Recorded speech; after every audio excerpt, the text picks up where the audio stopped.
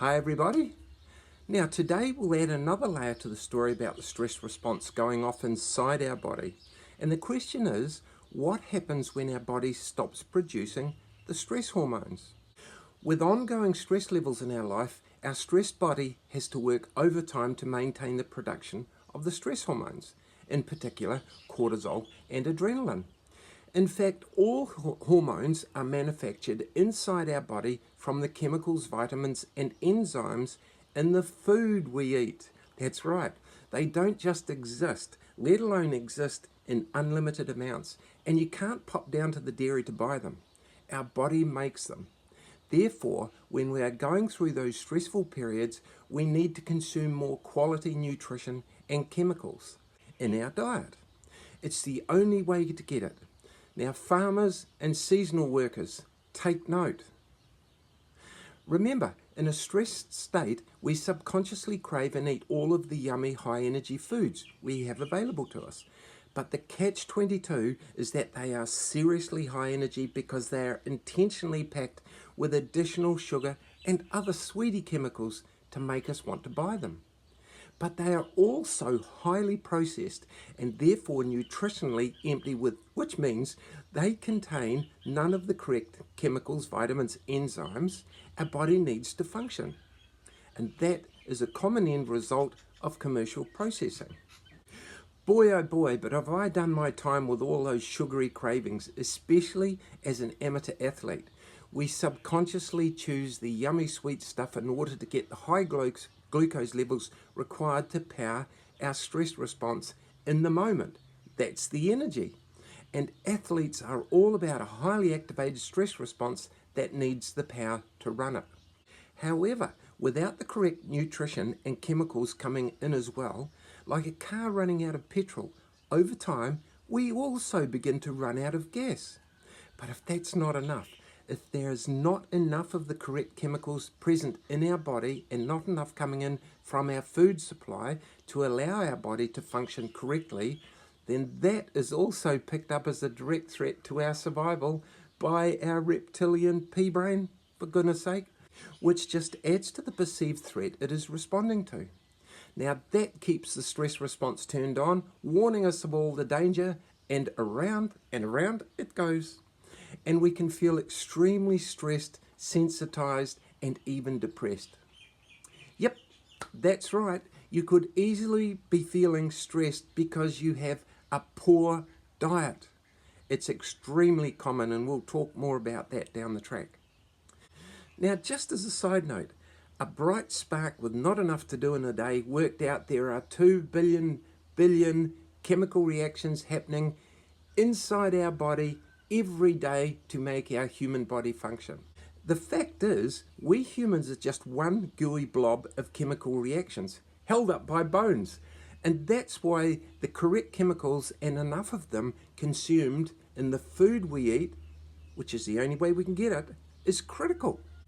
It turns out that eating the wrong foods when stressed to any level is a big mistake made by many individuals, including those experiencing any mental health issues. And we'll discuss that further down the track too. When you know what is happening and why, it is so easy to rectify. The science is very, very clear. Now back to the cortisol story. In an extreme long-term stressful period, eventually there are not enough chemicals coming in from our food supply to even make the stress hormones, which includes cortisol, and it begins to fade away, losing its critical role inside our body. For example, it struggles to trigger the glucose response from the liver, which means no energy, and turn the autoimmune and inflammatory systems on, and just as important, turn them off. Struggles to keep our blood pressure up, and therefore it is too low rather than too high, and then we end up hypoglycemic, which means not enough glucose to feed our brain, because we are now insulin resistant and the glucose is not entering any of our body cells, which includes our brain cells. And our sense of mental well-being takes a massive dive. Phew, more on that later. Now the wheels are truly falling off and we end up at our GP with a variety of issues trying to find the answers. And it turns out that 85% of the visits to the GP are the result of our stress response. I should also point out it appears that 99% of the time it is completely reversible simply because the result of stress in our life is also reversible and not a disease as such. Now, how would you know that if you'd never been told, eh? Beats me. If nothing changes and our stress response doesn't get to calm down so our body can repair and build up reserves for next time, eventually, just like our favourite old lawnmower running on high throttle every time, our body begins to fatigue. Our stress hormone factory, the adrenal glands, actually wear out and become completely fatigued. Enter stage left, burnout. It is so common that I bet you someone has written a song about it. But as a last-ditch attempt to get our attention to fix the problem, our natural anxiety response begins to ramp up as well. But that costs a lot more energy that often we don't have because we're not eating well. That fires up our anxiety response even more, as if we need it. And now we are really on a pathway to running out at every level. And that could lead us, again, into a level of depression. And our gut bacteria can't thrive in this environment, and we begin to have gut issues. We eat the wrong foods and start to feel sad, glum, fatigued, depressed, anxious, breathing issues, muscle pain, and more, much, much more. And we're not sleeping well, along with a stack of other things we've included in that earlier list, and I will include it again in the description below. Now, the take-home message is that there is a natural chemical and hormonal stress response manufacturing process happening inside our body. I know you've got that right.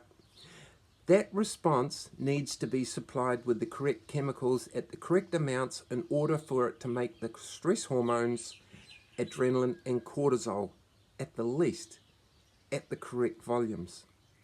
As our stress levels increase, so do the adrenaline and cortisol hormones. This increase in production to match the level of stress we find ourselves in needs to be fed with the correct additional nutrition. And our body can simply run out when it's not. And that can chronically add to the level of stress that we feel. More stress means more cortisol building up because it can't drain away fast enough, remember? As there may not be enough stress-free periods in the 24 hours in each day of our life in our lifestyle.